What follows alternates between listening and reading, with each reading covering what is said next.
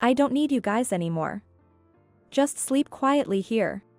My husband said this and left me and our 4-year-old daughter stranded in the snowy mountains. I didn't even know where I was in the dense forest. The wind blowing against us was as cold as ice, chilling me to the core and making me shiver uncontrollably. You should follow Grandma. My daughter suddenly shouted, pointing somewhere, but there was no one there. Still, I decided to follow her direction. After all, she has this mysterious power. I'm Emily, a 32-year-old remote worker. I met my husband, John, who is the same age as me, at a mixer organized by friends. John was an entrepreneur who started his business in college and was a great conversationalist. I fell in love with him and decided to marry him, and he came from a well-known local family, which made my friends quite envious. We moved in with his parents right after our wedding, as they wished.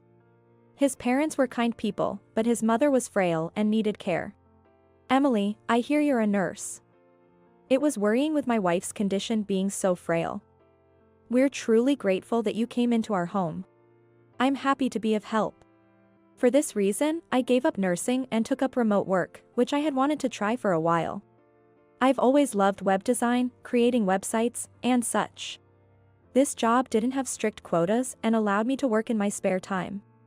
However, what bothered me was that even after 3 years of marriage, we didn't have children. John's business was doing well, with new branches opening due to good fortune. Yet, he seemed to be getting carried away, often out partying, rarely coming home. Hey, your mother isn't doing too well. You should stay by her side. Even if she doesn't say it, she surely wants to see you. Huh? You're there, that should be enough. I'm busy. No matter how much I pleaded for his mother's sake, my husband wouldn't listen.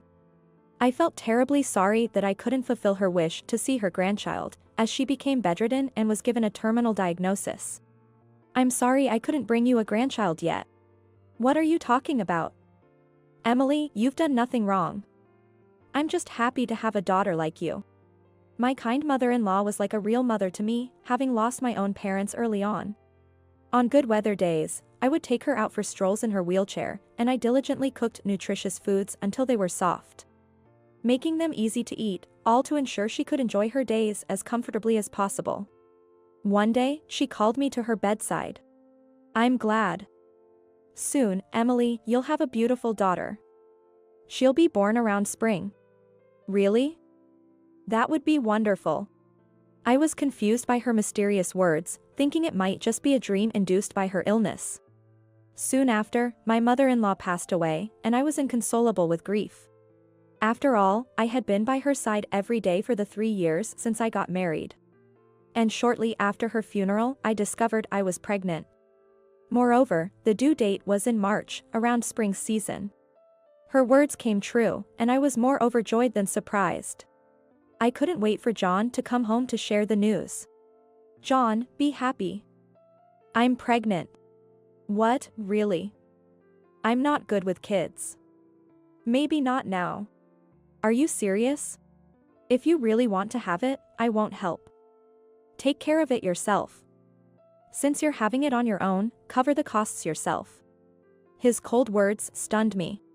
Considering how he came home smelling of alcohol and perfume every day, I could imagine what he was up to.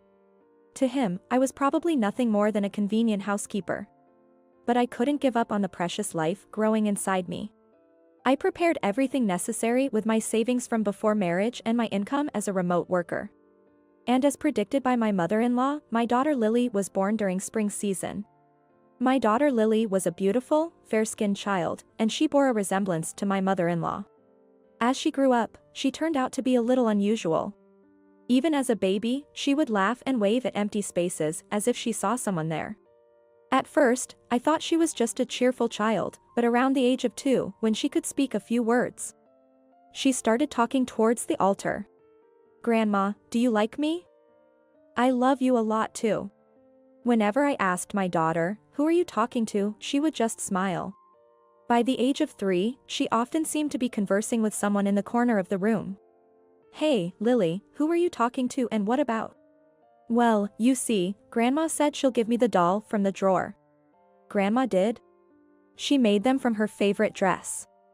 Feeling curious, I opened my mother-in-law's drawer. To my surprise, I found a hand-sewn doll inside. Watching Lily happily playing with them, my father-in-law nostalgically murmured. "How nostalgic. That fabric is from a dress my wife often wore when she was young. She made the doll out of it? She was skilled at sewing. Amazingly, it seems my daughter really can communicate with my late mother-in-law." However, fearing it might lead to something not so good, I kept this a secret from everyone. It was a happy time, but good things don't last forever. Due to my husband's wasteful spending and lax management, his company began to falter. We were surviving on the money my father-in-law provided and my earnings. Eventually, my husband pleaded with his father for a loan. Thanks to that, it seems he managed to somewhat stabilize the company, but could a man who continued his indulgent lifestyle really change? I was skeptical. One day, my daughter said something worrying. "Daddy is planning to do something bad." "What do you mean?" "I don't know. But Grandma is worried. She says to be careful." I didn't fully understand, but her words greatly concerned me. What bad things might my husband be up to? Could it be related to his company, or perhaps it's a matter of affairs or money? I pondered over it but didn't have any proof and couldn't confront my husband directly. Just to be safe, I started carrying a voice recorder with me. And I told Lily not to mention to Daddy that she can see Grandma. I had a bad feeling about it. After that, I was constantly worried by my daughter's words, and when I searched my husband's belongings, I found numerous receipts from nightclubs and bars. It seems he hadn't changed his habits, despite the company's troubles and getting help from his father. I also found a concerning note saying, "Consult the family about the plan." Family? Could it mean? If what my daughter said was true, then my mother-in-law was warning us. I felt a chill down my spine, thinking that something dangerous might be approaching me and Lily. For the following weeks, I remained vigilant, but ultimately, nothing else happened. Gradually, my caution was pushed to the back of my mind, and I returned to my normal daily routine. Then one day, unusually cheerful, my husband spoke to me. "Thanks to Dad's loan, the company is doing well again, and profits are rising. How about we go on a family trip for the first time in a while? More like, for the first time ever." Oh, right? Lily was so little back then. I booked a hotel near an amusement park in the mountains. Lily will surely be delighted. Is that so? My heart was torn. While I still harbored some doubts about my husband, I couldn't completely dismiss the desire to believe in the gentle expression he once showed me. If my husband has truly changed, this might be a chance to mend our relationship. Having agreed to the family trip, I was getting increasingly excited about our rare vacation as I prepared for it.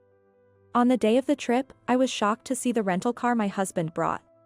It was equipped with snow tires, indicating we might be heading into a heavily snowed-in area, which unnerved me. However, I hesitated to cancel for fear of spoiling his mood and ruining the trip. I silently got into the back seat of the car he was driving, with my daughter by my side. In hindsight, I should have been more cautious. Over an hour into the drive, as we headed deeper into the mountains toward the supposed hotel, the snow began to accumulate significantly. When he turned off the main road onto a mountain path, I became suspicious. "Hey, doesn't this road seem strange? Are you sure there's a hotel down this mountain path? Are you sure we haven't taken a wrong turn?" My husband didn't respond but continued driving with a grim expression. I started to feel anxious and held my daughter close, biting my lip in worry. Then, suddenly, the car came to an abrupt stop. "I don't need you guys anymore. Just sleep quietly here." With those harsh words, he dragged my daughter and me out of the car. "Oops, I'm taking your phone too." "Wait, please." No matter how much I screamed, he ignored me. As he drove away, he turned back with a sinister smile. Such a thing. We were left behind. Snow blanketed everything around us, and in the dense forest, I had no idea where we were. My cell phone had been taken by my husband, but secretly, I had packed a spare phone in my backpack. Unfortunately, there was no signal, and I was unable to call for help anywhere. From the moment we left the main road, I had a bad feeling, prompting both my daughter and I to wear our down jackets and keep our backpacks on. I had carefully packed for a winter trip, just in case. Despite hoping for the best, I never imagined things would turn this dire. The biting wind was freezing cold, making us shiver uncontrollably. I took out gloves from my backpack to warm us up and gave my daughter a caramel to calm her. As the snow worsened, the fear of being stranded grew. What should we do now? As despair set in, my daughter suddenly shouted, "Mommy, Grandma says to come this way." I looked to where my daughter was pointing, but there was no one there. No, I couldn't see anyone, but it seemed like she could. We should follow Grandma's directions. I decided to follow my daughter as she confidently began to walk. After all, she seems to possess a mysterious power. So, everything will be all right. I wanted to believe that. Carefully, to avoid slipping, I held my daughter's hand tightly as we walked through the snow. "Mommy, there's a light over there. Grandma says to head towards it." Indeed, there was a light in the direction she pointed. "We're saved." At that moment, I felt tears well up in relief. "Thank you," I whispered quietly to my late mother-in-law. Finally reaching the foot of the mountain and finding a hotel, we decided to rest and warm up. Since I had packed extra cash in my backpack, we could afford to stay for a while. During this time, I resolved to devise a plan to uncover why my husband targeted our lives and to prepare for revenge. "Don't think you'll get away with this. I'll find out why you tried to kill us, and you better be ready." 5 days later, I contacted my father-in-law. He was shocked to hear from me, but overjoyed to learn that both Lily and I were safe. He immediately came to pick us up from the hotel. According to my father-in-law, my husband had been telling people that my daughter and I had fallen into a ravine in the snowy mountains and were lost. I was utterly dismayed by his deception. Moreover, he's reportedly been saying, "We've searched but haven't found them, and it looks like we might not find them until spring.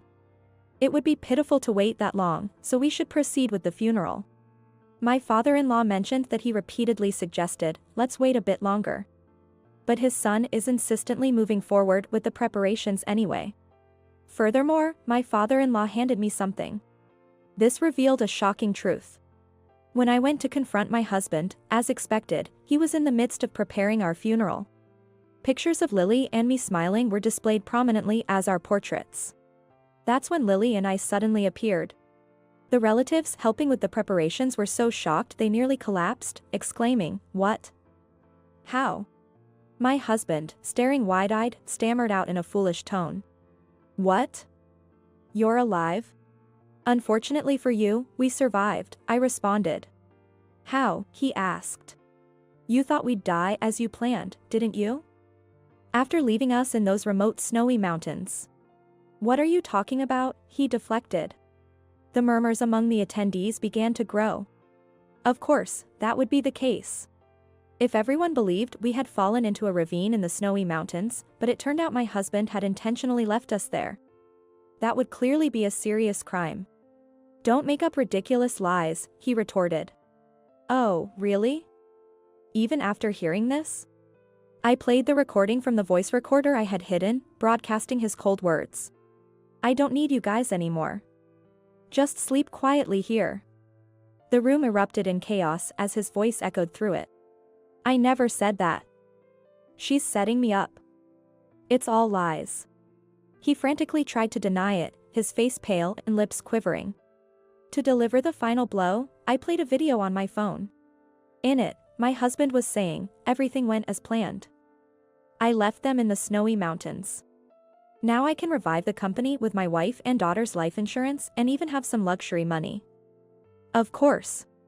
I'll repay the borrowed money with a little extra, just wait a bit longer," clearly speaking to someone on the phone inside a car. He scrambled to stop the video, but it was too late, everyone had already seen it and began whispering, giving him cold looks. "Why is there such a thing? Who did this?" he demanded. "I asked your father to help me get the dashcam footage copied from the rental car shop you used," I revealed. "You betrayed your own son? Why would you side with these strangers?" He confronted his father aggressively. But his father, clearly furious, glared back menacingly. Of course, he would. "You had secretly insured not only me and Lily but also your father for a high amount without our knowledge. That's..." He faltered. Family, huh? Did you borrow from dangerous people? And to think you targeted our lives. I'm astonished. My father-in-law stood imposingly before my husband, thrusting a life insurance policy he had found in my husband's drawer towards him while yelling. Were you planning to take my life too and hoard my fortune? Can I still call someone like that my son?